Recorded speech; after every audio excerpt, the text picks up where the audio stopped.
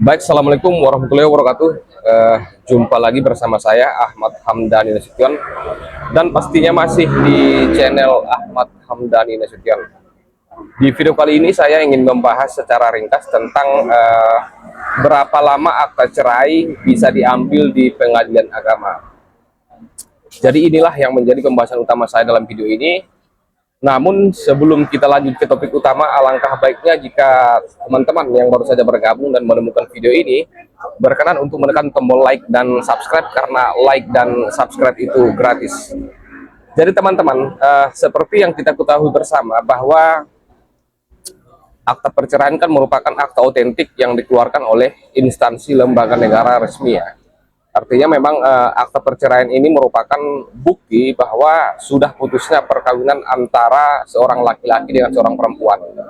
Dan tentunya akta perceraian ini sangat dibutuhkan untuk membuktikan status perkawinan seseorang.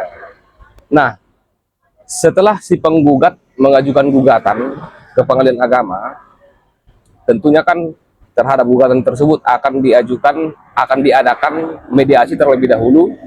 Dan apabila memang dalam mediasi sudah tidak berhasil, maka akan dilanjutkan pemeriksaan pokok perkara.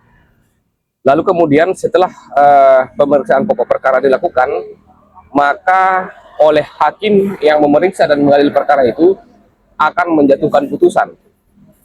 Apakah nanti gugatan si penggugat diterima atau tidak, itu kembali kepada pertimbangan hakim yang memeriksa dan mengadili perkara itu.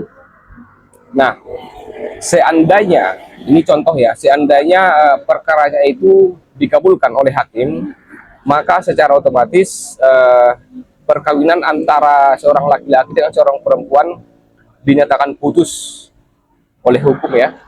Lalu kemudian berapa lama waktu yang kita butuhkan untuk mengambil akta cerai di pengadilan agama?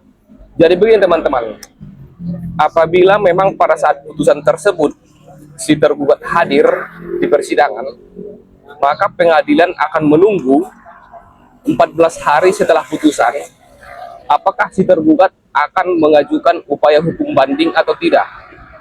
Jadi apabila memang selama 14 hari si tergugat sudah tidak mengajukan upaya hukum, maka secara otomatis dia dianggap menerima putusan tersebut, dan terhadap putusan tersebut dinyatakan ingkrah. Dan kemudian di hari berikutnya si penggugat sudah bisa mengajukan permohonan permintaan akta cerai di pengadilan agama. Nah, itu ketika si tergugat hadir pada saat pembacaan putusan. Lalu bagaimana dengan tergugat yang tidak hadir pada saat putusan diucapkan? Maka pihak pengadilan akan memberitahukan kepada si tergugat bahwa perkawinannya sudah diputus, dan pemberitahuan itu disampaikan lewat relas pemberitahuan putusan. Artinya ada semacam surat yang disampaikan oleh pihak pengadilan agama kepada tergugat bahwa perkawinannya itu sudah diputus di pengadilan.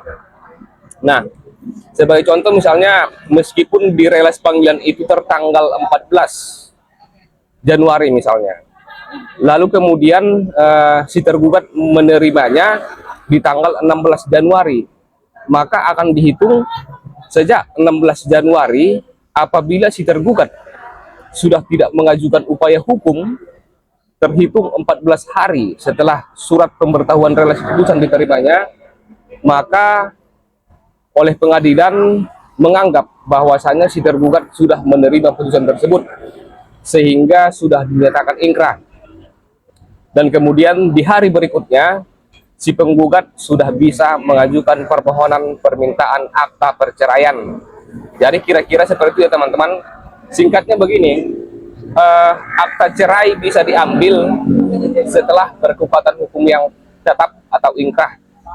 Nah, tenggang waktu agar putusan itu dinyatakan ingkrah adalah 14 hari setelah putusan. Apabila si tergugat ataupun penggugat sudah tidak mengajukan upaya hukum, maka secara otomatis putusan tersebut dianggap ingkrah van gewis atau sudah berkekuatan hukum yang tetap. Jadi kira-kira seperti itu teman-teman. Berapa lama akta cerai bisa diambil? Jawabannya adalah setelah putusan tersebut ingkrah dan berkekuatan hukum yang tetap. Berapa lama waktu yang dibutuhkan untuk menyatakan putusan itu ingkrah? adalah 14 hari setelah pengucapan putusan. Apabila si tergugat hadir pada saat pengucapan putusan, maka akan menunggu 14 hari kemudian setelah putusan tersebut diucapkan. Apabila dia mengajukan upaya hukum banding, maka terhadap putusan tersebut belum bisa dinyatakan ingkrah. Namun apabila dia tidak menyatakan upaya hukum banding, maka putusan tersebut dinyatakan ingkrah. Baru kemudian di hari berikutnya bisalah penggugat untuk mengajukan permohonan permintaan akta perceraian. Nah, apabila si tergugat tidak hadir pada saat pembacaan putusan, maka dia akan diberitahu lewat surat pemberitahuan putusan. Itulah yang disebut dengan relas pemberitahuan putusan. Setelah 14 hari relas pemberitahuan putusan ini diterima oleh si tergugat dan dia tidak mengajukan upaya hukum, maka secara otomatis putusan tersebut dianggap ingkrah. Lalu kemudian di hari berikutnya si penggugat sudah bisa mengajukan permohonan permintaan akta perceraian. Jadi kira-kira seperti itu ya teman-teman. Artinya butuh waktu 14 hari setelah putusan tersebut diterima ataupun diketahui oleh tergugat, dan kemudian di hari berikutnya barulah kita bisa mengajukan permohonan permintaan akta perceraian. Mudah-mudahan apa yang saya sampaikan bermanfaat untuk menambah wawasan. Bagi yang suka dengan video ini, jangan lupa like dan subscribe, karena like dan subscribe itu gratis. Akhir kata, saya Ahmad Hamdan Nasution. Assalamualaikum warahmatullahi wabarakatuh.